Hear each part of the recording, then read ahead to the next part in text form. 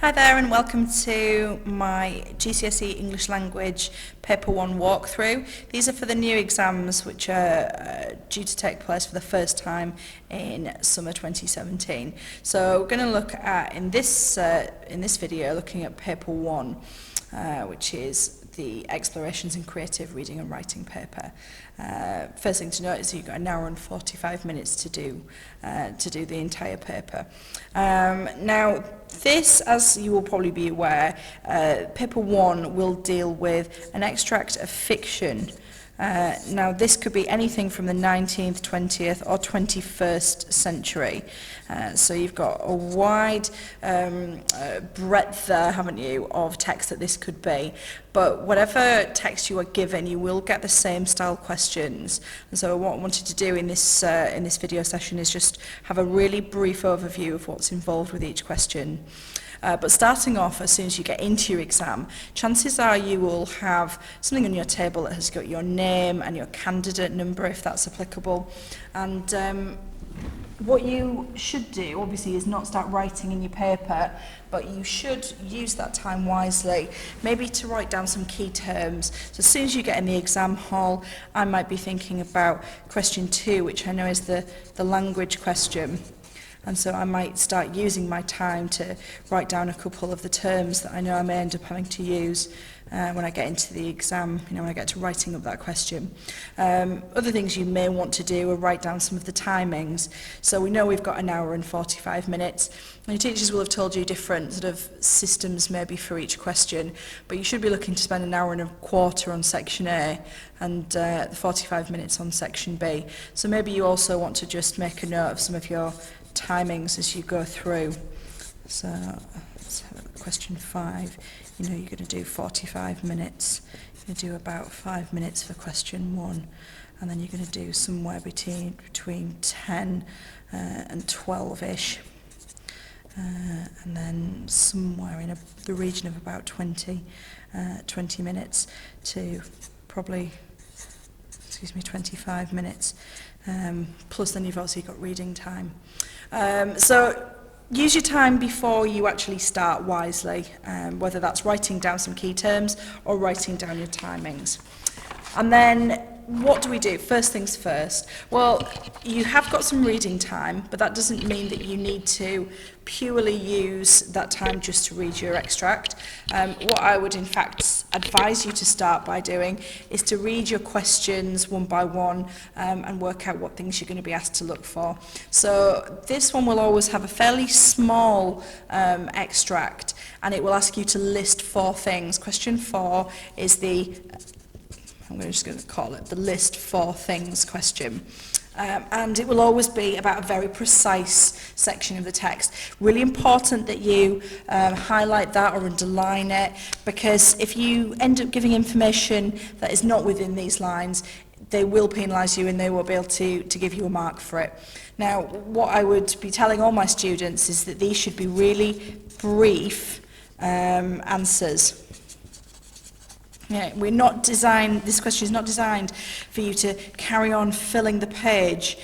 So brief answers, and this is looking for a range of explicit and implicit information. So obvious information and stuff that you've also had to sort of think more deeply about that's implied. I do sometimes tell my students, if they've got time, to add a 5th, knowing that the exam board will take your best 4 and not your first 4. But really this is a briefish question and should take you no more than 5 minutes. Okay, question 2 then. Question 2 is the language question. And what the exam board mean by language is helpfully sort of explained for us in the bullet points. So words and phrases, language features, and also sentence forms. And again, you've got a particular extract that you're being asked to look at, which will be printed helpfully in the question paper. So what I would be spending is a minute or so looking for language techniques. Now, for my eyes, when they say you could include, really I would be reading more into you should include. So I would be aiming for sort of at least 1p point per bullet point. So aiming probably to try to do 3p, some of you may do peel points. So you would be spending a bit of time looking for techniques. So I just see here the cream houses run away into the west like a pale Victorian watercolour. Now you could see one of a couple of techniques there, but I'm going to focus on the fact that this is quite clearly a simile, and therefore would fit into that second bullet point. And in my peel point, what I would be aiming to do is put that quote directly in there using quotation marks and explain the effects upon readers. You would be spending 10 to 12 minutes on this. Question 3. Now this is what I would call the structure question. And it's going to ask you to look at the whole of the source. So this is quite important because this is that sense of it having a beginning, middle and end. And the bullet points seem to be structured quite helpfully to think about, what is happening in the beginning, how does it develop, but also any other structural features that might interest you. So the question you get will be something along the lines of how does it interest you, or how is it exciting, and you're often given here a bit of context for it. The idea here that it's the opening of a novel. So you should be thinking quite carefully about what are the conventions of that. What would we expect to see at the beginning of a novel? Well, I'd expect to see an introduction to character, to plot and possibly setting. Now, structural features can cover a huge range of different things, but they may include things such as setting and dialogue, narrative perspective, just character, as well as things such as ambiguity and other more specific techniques such as repetition. Now you're aiming again, as with question 2, 8-mark question, I would be looking for 3 peel points, and I would expect quotes. Yes, it's asking you about structure, but you are still going to need to incorporate specific quotations into that. Okay, question 4. This is a question that many students do find quite tricky. It's what I will call the to what extent question. To what extent means how much. How much do you agree with something? Now you're given this critical point of view, which may be from a student or a teacher, where it really gives their opinion an idea about, again, a section of the text.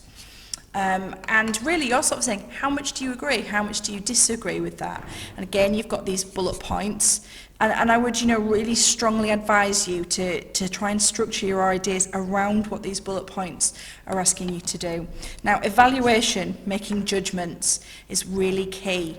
References to the text, which could be quotes, is really important. And, your impressions, really, although it doesn't sort of say this explicitly, it is looking for you to read between the lines and make inferences. Now, what I tend to say to my students is to try and come up with 2 points why you agree with the statement, whichever that might be, and then two points why you disagree, and then just one sort of conclusion, which is your overall kind of concluding ideas. Do you mostly agree or mostly disagree with that point? Okay, section B then, as mentioned, we are looking to spend 45 minutes on there, and you've got the choice of 2 tasks. One of them will always be a task that is suggested by the picture, and another will be a task that is a wider topic. Now you may get a description and a narrative, so a story. You may get 2 descriptions, you may get 2 stories.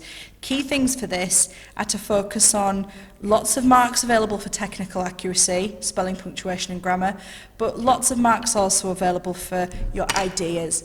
Now we'll spend more time on section B in a later video.